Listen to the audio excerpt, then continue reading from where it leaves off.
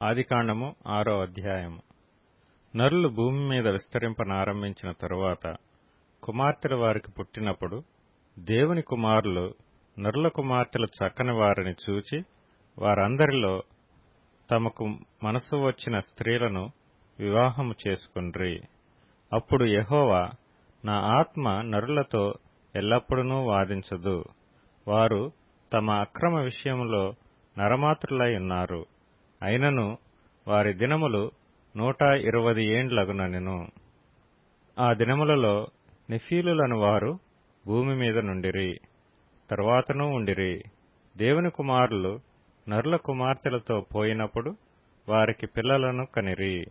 పూర్వకాలమందు పేరు పొందిన శూరులు వీరే. నరుల చెడుతనము భూమి మీద గొప్పదనియు వారి హృదయం యొక్క తలంపులలోని ఊహ అంతయు ఎల్లప్పుడూ కేవలము చెడ్డదనియు యెహోవా చూచి తాను భూమి మీద నరులను చేసినందుకు యెహోవా సంతాపము నొంది తన హృదయములో నొచ్చుకొనెను. అప్పుడు యెహోవా, నేను సృజించిన నరులను, నరులతో కూడా జంతువులను, పురుగులను, ఆకాశ పక్షాదులను భూమి మీద నుండకుండా తుడిచివేయదును. ఏలయనగా నేను వారిని సృష్టించినందుకు సంతాపము నొంది ఉన్నానెనెను. అయితే నోవహు యెహోవా దృష్టియందు కృప పొందినవాడాయెను. నోవహు వంశావళి ఇదే. నోవహు నీతిపరుడును తన తరములో నిందారహితుడనై యుండెను. నోవహు దేవునితో కూడా నడిచినవాడు. షేము, హాము, యాపెతను 3 కుమారులను నోవహు కనెను. భూలోకము దేవుని సన్నిధిని చెడిపోయి యుండెను. భూలోకము బలాత్కారముతో నిండియుండెను. దేవుడు భూలోకమును చూచినప్పుడు అది చెడిపోయి యుండెను. భూమి మీద సమస్త శరీరులు తమ మార్గమును చెరిపివేసుకొని యుండిరి. దేవుడు నోవహుతో, సమస్త శరీరుల మూలముగా భూమి బలాత్కారంతో నిండియున్నది గనుక నా సన్నిధిని వారి అంతము వచ్చియున్నది.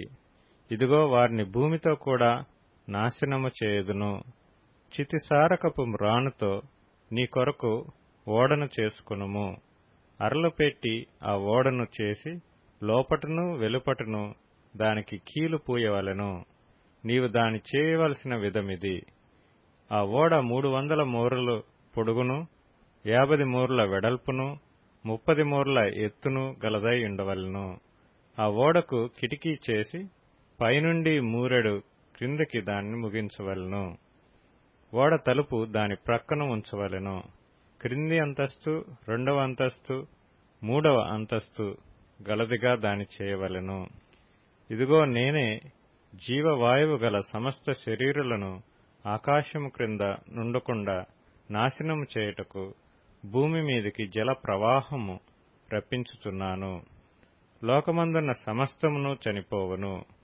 అయితే నీతో నా నిబంధన స్థిరపరచుదును. నీవును నీతో కూడా నీ కుమారులను, నీ భార్యయు, నీ కోడండ్రును ఆ ఓడలో ప్రవేశింపవలెను. మరియు నీతో కూడా వాటిని బ్రతికించి ఉంచుకొనుటకు సమస్త జీవులలో, అనగా సమస్త శరీరుల యొక్క ప్రతి జాతిలోనివి 2 చొప్పున నీవు ఓడలోనికి తేవలెను. వాటిలో మగదియు ఆడుదియు నుండవలెను. నీవు వాటిని బ్రతికించి ఉంచుకొనుటకై వాటి వాటి జాతుల ప్రకారము పక్షులలోను, వాటి వాటి జాతుల ప్రకారము జంతువులలోను, వాటి వాటి జాతుల ప్రకారము నేలను ప్రాకు వాటన్నిటిలోనూ ప్రతి జాతిలో 2 చొప్పున నీ యొద్దకు అవి వచ్చును. మరియు తినుటకు నానా విధములైన ఆహార పదార్థములను కూర్చుకొని నీ దగ్గర ఉంచుకొనుము. అవి నీకును వాటికి నీ ఆహారమగునని చెప్పెను. నోవహు అట్లు చేసెను. దేవుడు అతనికి ఆజ్ఞాపించిన ప్రకారం యావత్తు చేసెను.